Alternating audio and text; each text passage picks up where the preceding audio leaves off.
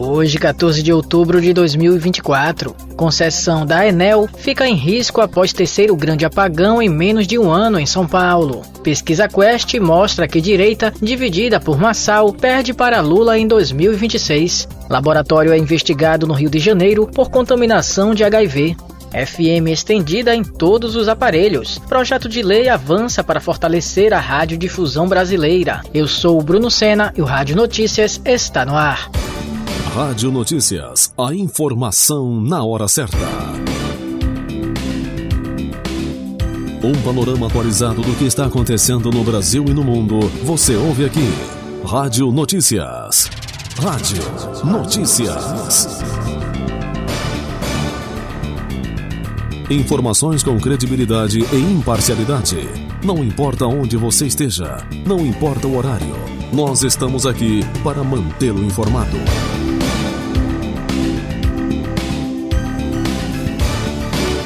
Rádio Notícias. A informação na hora certa.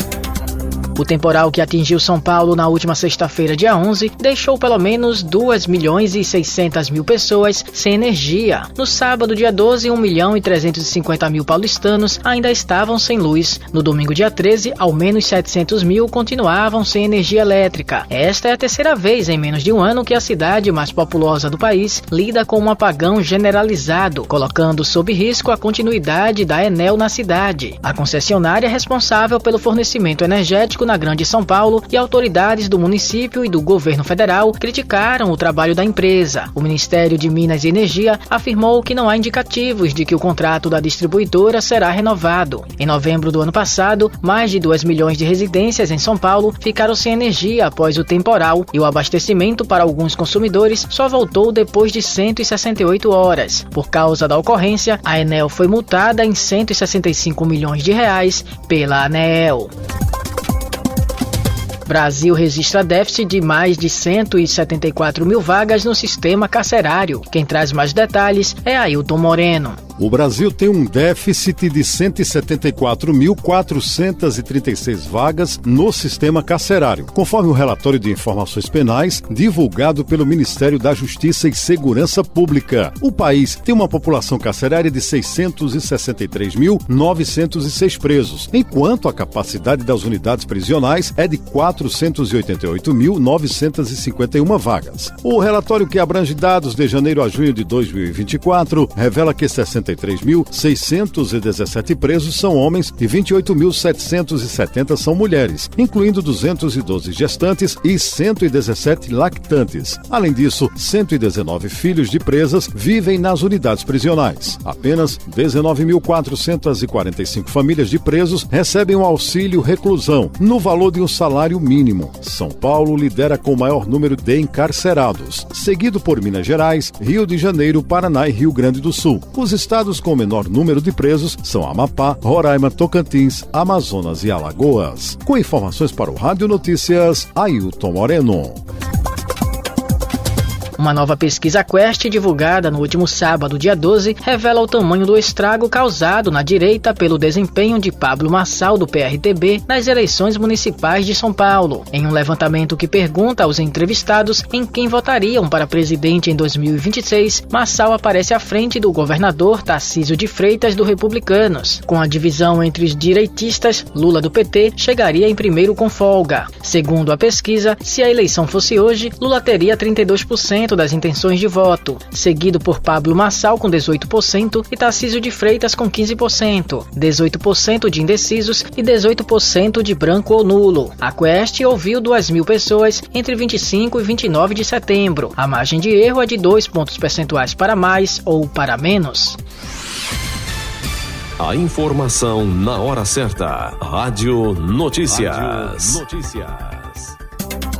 O laboratório Patologia Clínica Dr. Saleme, no Rio de Janeiro, é investigado como responsável pela infecção por HIV de 6 pacientes transplantados. O laboratório tem como um dos sócios Matheus Salles Teixeira Bandoli Vieira. Ele é primo do Dr. Luizinho, ex-secretário de Saúde do Estado do Rio e atualmente deputado federal e líder do PP na Câmara dos Deputados. Outro sócio do laboratório é Walter Vieira, casado com a tia de Luizinho. Embora tenha deixado o cargo, Dr. Luizinho era secretário secretário durante o processo de contratação e manteve sua influência na pasta, segundo fontes do governo. A irmã de Dr. Luizinho, Débora Lúcia Teixeira, trabalha na Fundação Saúde, empresa pública do Estado que assina o contrato com o laboratório. O deputado foi secretário de Saúde de janeiro a setembro de 2023. Entre 2023 e 2024, o laboratório recebeu quase 20 milhões de reais em pagamentos, de acordo com dados do Portal da Transparência.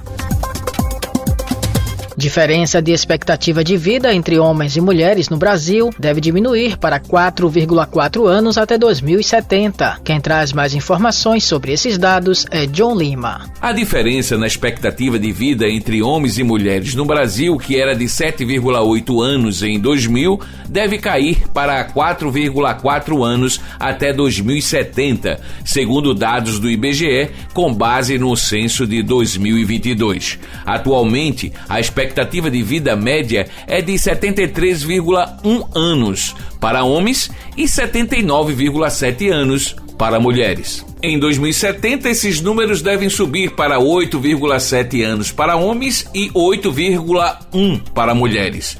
A discrepância na expectativa de vida é influenciada por fatores biológicos que influenciam a resistência ou a suscetibilidade a certas doenças, como a maior procura de mulheres por cuidados médicos preventivos e comportamentos de riscos associados ao gênero, como o alcoolismo, que é uma das principais causas de morte entre homens. No Brasil, as altas taxas de homicídios e acidentes de trânsito também têm um impacto significativo. Com informações para o Rádio Notícias, John Lima.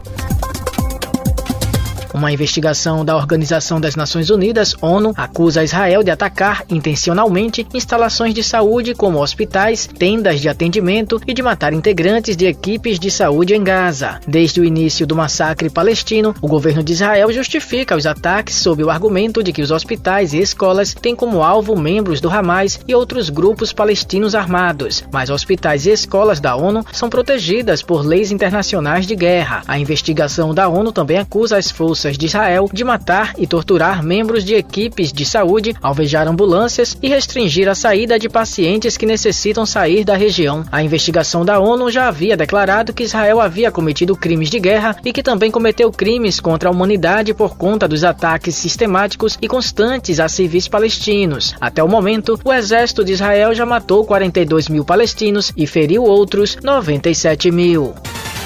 Rádio Notícias. A informação na hora certa.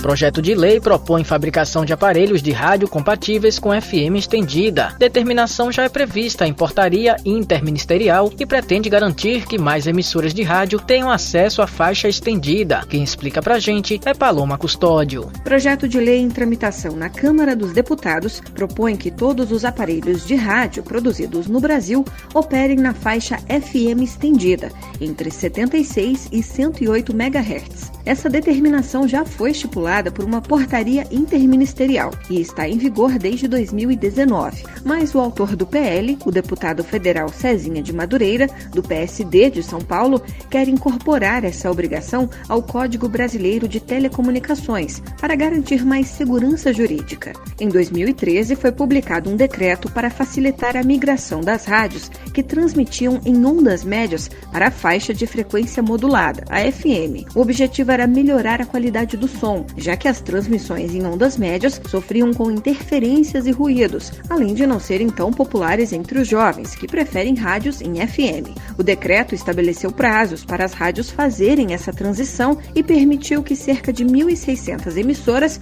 migrassem para a FM, algumas delas utilizando a nova faixa de FM estendida. Em 2023, um outro decreto foi publicado para resolver o problema das rádios que ainda transmitiam em ondas curtas e tropicais, permitindo que elas também migrassem para a faixa FM. Com isso, a Anatel destinou uma faixa estendida para essas emissoras, já que muitas regiões urbanas já tinham as respectivas frequências FM convencionais ocupadas. A mudança também impactou a indústria que fabrica os aparelhos de rádio, já que desde 2019, todos esses novos equipamentos fabricados no Brasil devem operar na faixa FM estendida. Para isso, o projeto de lei pretende tornar tornar essa norma permanente e garantir que mais emissoras de rádio tenham acesso à faixa estendida, aumentando a diversidade da programação.